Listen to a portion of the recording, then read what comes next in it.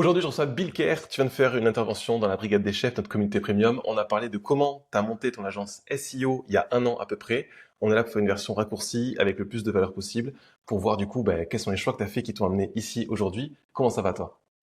Bah, écoute, ça va super. Merci de l'invitation, Nicolas. Je suis content de partager ces valeurs ici, donc gratitude. Bon super. Donc tu as lancé il y a à peu près un an Organique Pareto C'est ça. avec des règles du jeu. En fait, c'est surtout ça. C'est quand tu as construit cette agence, quand tu as construit cette offre-là, tu as Mm. mis dès le début des règles du jeu. C'était lesquelles, dis-moi? Alors déjà, comme je fais du SEO, tu sais que la sémantique elle est importante pour moi. Donc du coup, ne parlons plus d'agence, parlons plutôt de cabinet.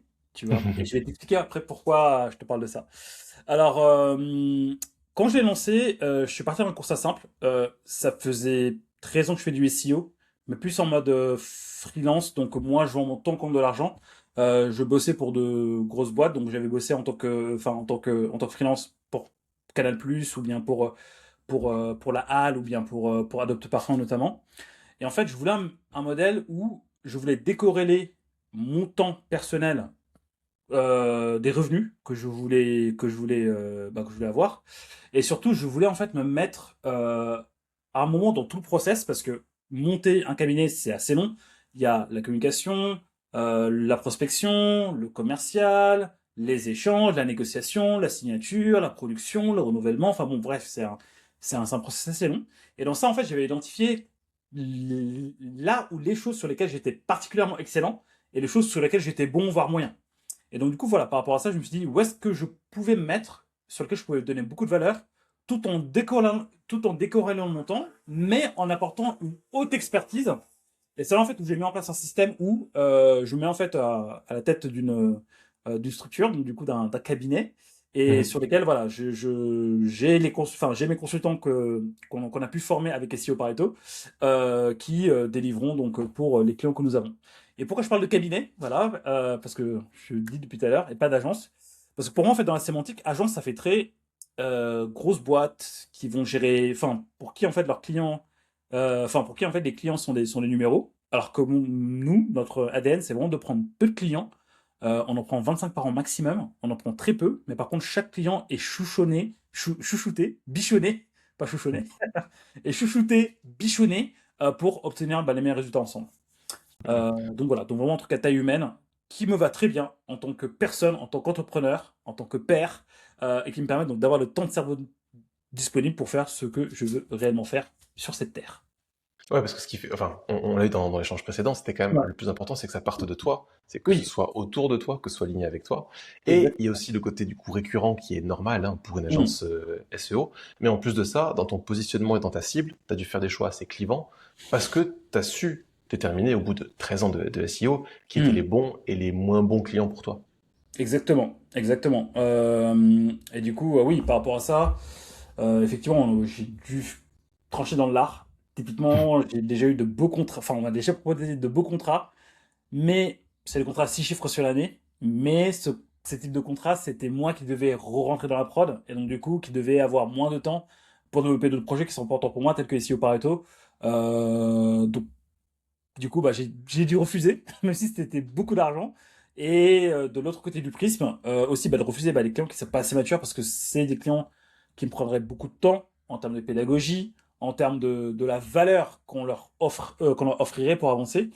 Et oui, donc oui, des questions comme ça, on s'en est posé beaucoup. Quel type d'équipe aussi, enfin avec quel type d'équipe je vais avancer, où est-ce que je vais me mettre dedans? Oui, effectivement, je me posais vraiment beaucoup, beaucoup, beaucoup de questions avant d'arriver donc au modèle auquel je suis aujourd'hui, qui me va très bien, qui va aussi très bien à mes équipes et manifestement à mes clients, parce que ils re-signent bien. Donc voilà. Oui, parce qu'en plus tu disais que tu as mis 4 mois à peaufiner l'offre quelque part. C'est Donc ça ça. montre bien que c'est pas non plus une idée qui arrive du jour au lendemain et boum, Non. on applique. Au contraire, on teste, on affine et on voit si on est bien, pas bien. Parce qu'en plus de ça, toi, tu avais cet enjeu de te dire, je fais pas de la prod, donc il faut que les équipes soient suffisamment formées pour la faire Exactement. à ta place. C'est un enjeu, Mm. ça. Tout à fait. Et du coup, enfin, en fait, c'est un gros enjeu, mais il fallait passer par des moments où je devais repasser par ça pour l'écrire, le processer et le retransmettre. Et effectivement, quand j'ai lancé le cabinet, au début, je ne pouvais pas prendre 10 clients. J'en ai pris seulement 3. Avec ces 3-là, donc c'est sur 3 domaines différents. j'ai fait la prod. Voilà, pendant 6 mois, j'ai fait de la prod, mais pendant que je faisais cette prod-là, j'étais en train d'écrire. Qu'est-ce qu'il veut, voilà, quand le client arrive, comment faire pour l'onboarder, qu'est-ce qu'il faut faire, qu'est-ce qu'il faut l'envoyer, etc. Donc voilà, je suis en train de tout documenter, tout documenter, tout documenter. Une fois que j'avais un document donc clean et que le projet roulait, que j'avais mes premiers résultats, je me suis dit, ok, en fait, le playbook, il est là. Bah maintenant, je n'ai plus de valeur ajoutée ici, je vais devoir le répliquer. Et donc du coup, par rapport à ça, il me fallait des personnes qui pensent comme moi, qui ont la même vision que moi, et qui vont avancer dans le sens que je veux, qui est assez disruptif par rapport au reste du marché. Et donc du coup, bah, qui sont les meilleurs pour avancer là-dessus? Bah, c'est les élèves SEO Pareto. Donc du coup, en fait, j'ai commencé à en prendre une, je l'ai formée, là on va en prendre un deuxième, cet été on va peut-être en prendre un troisième, et là, comme le playbook est là, la personne elle vient, on l'onboard, on lui donne un client, et puis après, on réplique le modèle. Et moi, bah, ça me permet de rester dans la zone de génie qui est, vous l'aurez deviné, parler avec les gens, apporter de la valeur, faire les rendez-vous, faire les réunions stratégiques. Puis après, toute la partie déploiement pur et dur, c'est les équipes qui gèrent sous mon contrôle, bien entendu. Ouais, ce qui fait que tu es vraiment à la tête de tout ça. Et Oui, c'est toi, quelque part, aussi, qui t'occupe de l'acquisition, d'aller chercher les nouveaux clients. Comment est-ce que tu t'y prends, justement? exactement. Bah, l'acquisition, en fait, pour moi, elle est assez simple et contre-intuitif. C'est tellement contre-intuitif que je le faisais depuis le début, mais en fait, je me suis dit, mais non, c'est trop simple, il faut que ce soit compliqué.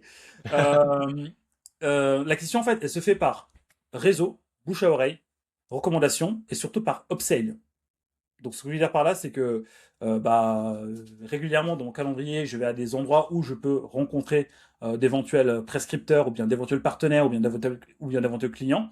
Donc ça, je me le mets dans mon agenda régulièrement. Deux, la recommandation, bah, nos meilleurs clients avec qui on a eu des résultats sont généralement nos meilleurs commerciaux.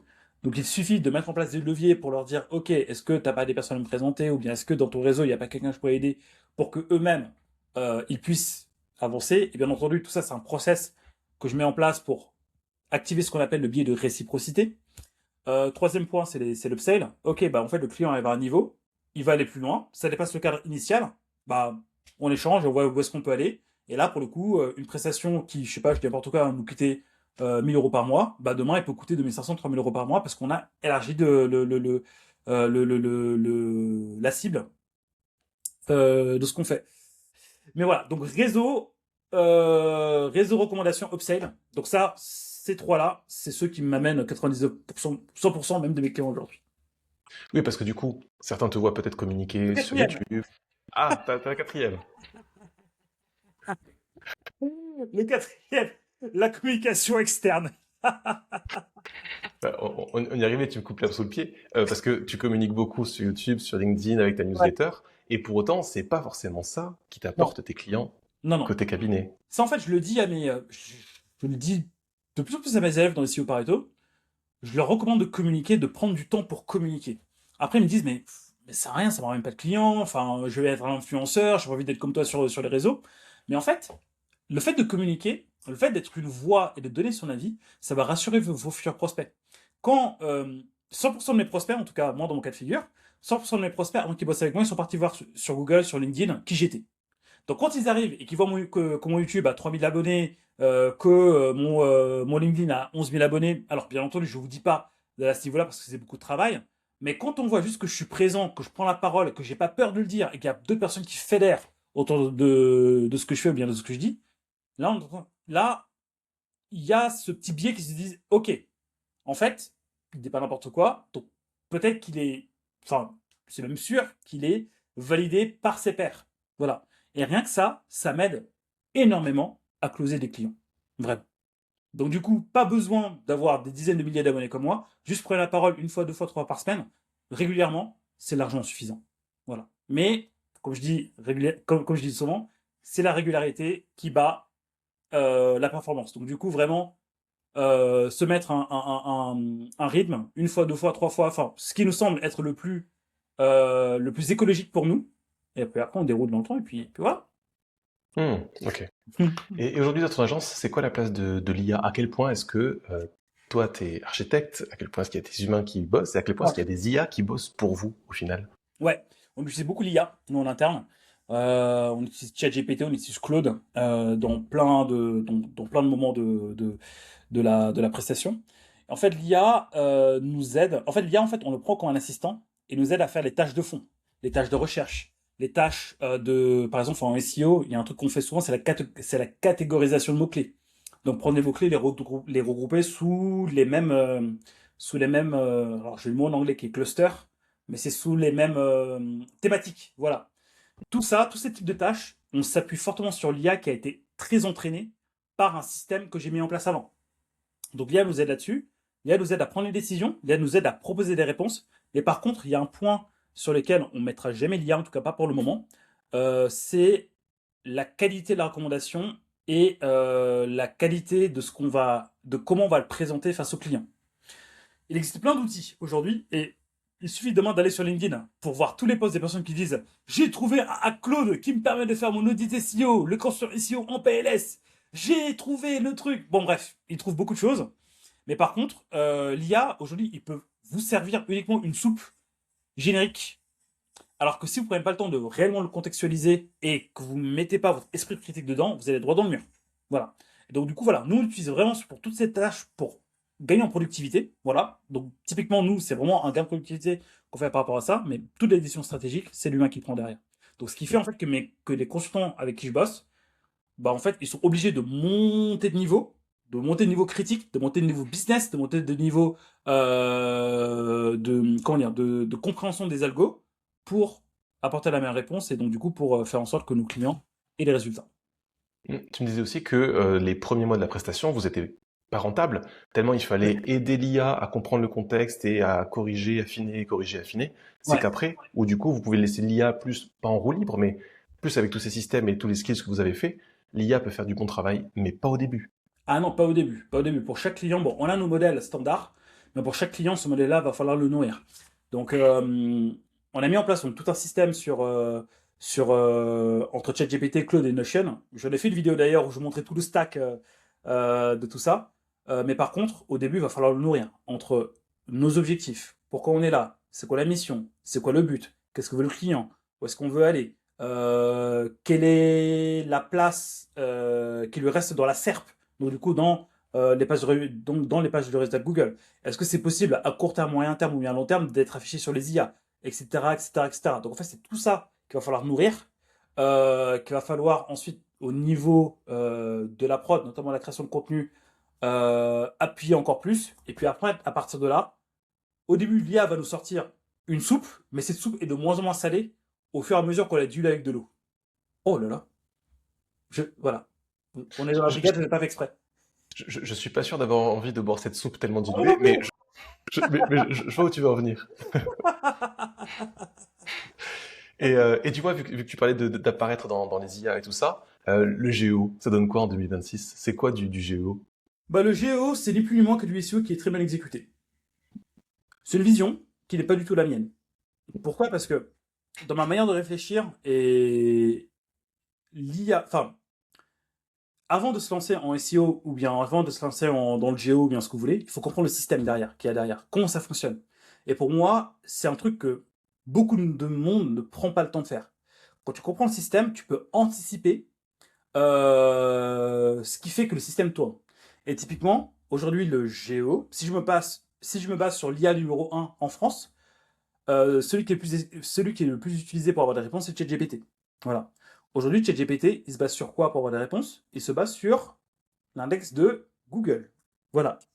Et donc, du coup, forcément, si votre contenu n'est pas visible par Google, il ne sera pas visible par ChatGPT. Je ne dis pas qu'il faut être premier sur Google pour être premier sur ChatGPT. Je dis que votre contenu doit être visible par Google, être crawlé par Google. Et après, Google, bon, décide avec ses algorithmes de le classer ou pas. Mais il faudrait que Googlebot le valide avant que l'IA puisse se dire, ouais, en fait, ce contenu-là, il est pertinent. Tu vois? Donc, du coup, en fait, pour moi, aujourd'hui, du bon GEO, c'est du SEO qui est bien exécuté. Donc, déjà, donc, c'est la partie site web. Puis après, l'IA prend aussi en compte d'autres signaux, tels que les signaux externes au site. Ça peut être les réseaux sociaux. Ça peut être l'influence globale qu'on peut avoir. Donc en fait, c'est pour ça que moi, avec certains clients, on n'est même plus dans une strate SEO, on est dans une strate Oui. organique globale, tu vois. On va voir leur YouTube, on va voir leur LinkedIn, on va voir leur Instagram, on va voir leur SEO pour être pour être le plus visible possible sur les IA. Donc aujourd'hui, en consultant, enfin pour revenir à ta question, quelqu'un qui me dit je suis pas consultant SEO, je suis consultant JEO. Pour moi, c'est quelqu'un qui n'a pas compris au système. Pour moi, en fait, un consultant JEO, c'est un consultant SEO, enfin, c'est un très bon consultant SEO, mais pour moi, c'est un consultant SEO qui sait ce qui se passe dans les autres canaux de l'organique. Oui.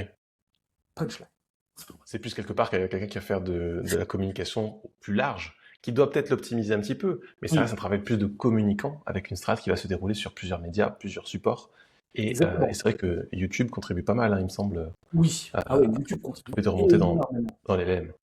YouTube contribue énormément. Et d'ailleurs, si je peux donner ce petit conseil ici, pour moi, YouTube, c'est le média le plus sous-coté et qui a le plus d'avenir, pour moi, sur le web. En fait, c'est pour ça que toi, tu vois, en fait, que des personnes comme toi, comme moi, investissent beaucoup ce média. Ça demande du travail parce que faire une vidéo, voilà, entre la miniature, le tournage, le montage, c'est du taf. Ouais. Mais avec le temps, en tout cas dans une croissance organique, dans une logique organique, c'est le média le plus rentable et le plus prometteur sur le web. Et au final, avec toutes ces stratégies que tu mets en place et tout ça, j'ai l'impression que peu importe les changements qui peuvent arriver demain, si tu fais du bon SEO et qu'en plus tu vas jusqu'à faire de la communication de manière plus globale, tu vas forcément apporter des résultats, peu importe les changements d'algorithme, de ci, de ça, non? C'est pour ça que je disais, avant de faire quoi que ce soit, en tout cas en SEO ou bien en GEO, il faut connaître le système, tu vois. Il faut savoir comment Google fonctionne, il faut savoir comment les IA fonctionnent. Qu'est-ce qui fait qu'ils vont faire remonter certains résultats ou pas. Nous, en fait, dans SEO Pareto, tu vois, on organise régulièrement pas mal de masterclass avec des personnes qui prennent énormément de temps à savoir comment fonctionne une IA. Et je pense notamment à Alan Cladix, qui est un des plus gros hackers du SEO en France. Il a fait une masterclass chez nous.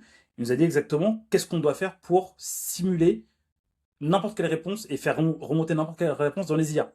Parce qu'il a pris ce temps-là de se dire l'IA fonctionne comme ça, voilà là où il va taper, voilà donc voilà là où il va voir, voilà là où il va pas voir, mettez l'accent sur ça. Une fois que tu sais tout ça, comme tout système, tu vas aller taper là où le robot est le plus réceptif. Et à partir de là, tu peux entre guillemets hacker le système, si j'aime pas trop ce mot. Super. Du coup, si tu avais un mot de la fin pour tous les freelances qui nous suivent, qu'est-ce que tu leur recommanderais là, aujourd'hui, pour se préparer pour l'avenir ou même pour construire plus une activité qui leur ressemble? Alors, pour les freelances, Pour les freelances de création de site web ou bien Création de site, mais pas que. global. Ok. Ouais.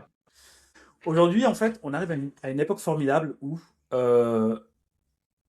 la techno s'accélère. Il y a beaucoup de nouvelles choses qui arrivent et forcément, c'est là où c'est là où il y a des places à prendre. Le web, c'est même plus l'avenir, c'est le présent. L'IA, c'est même plus l'avenir, c'est le présent. Mais si aujourd'hui, avec tout ce qui se passe, un freelance sait comment utiliser ces technologies, en travaillant ce positionnement et en travaillant qui il veut être, il peut largement tirer son épingle du jeu parce qu'il y a beaucoup de personnes qui sont dépassées par ça. Voilà. On ne se rend pas compte, hein, Nicolas, toi et moi, et même les personnes qui nous écoutent, mais on est dans un microcosme. On ne représente pas le monde. À l'échelle de la France, je sais pas, on doit être peut-être... En fait, on n'est même pas 1% de personnes qui sont sensibles à ça. Donc, plus vous montez en compétence dessus, plus vous pouvez apporter une solution concrète aux gens que vous aidez, et plus vous pouvez prospérer dans votre activité. Donc vraiment, prendre le temps de voir comment ça fonctionne, de faire des tests, de se connaître aussi soi-même. Puis après, avec tout ça, on se crée notre produit, on se crée notre activité, et là on peut créer une activité qui nous ressemble. Super, écoute, ce sera le mot de la fin. Merci pour ton passage, Milker. Et du coup, bonne continuation pour non pas l'agence, mais le cabinet. Ah, merci beaucoup. Et la formation aussi. Voilà. Parce que et la formation aussi. On mettra tous les liens pour que les gens puissent te suivre de toute façon en dessous. Cool. Merci beaucoup Nicolas, merci pour ton invitation. Merci Milker, ciao. Salut, ciao.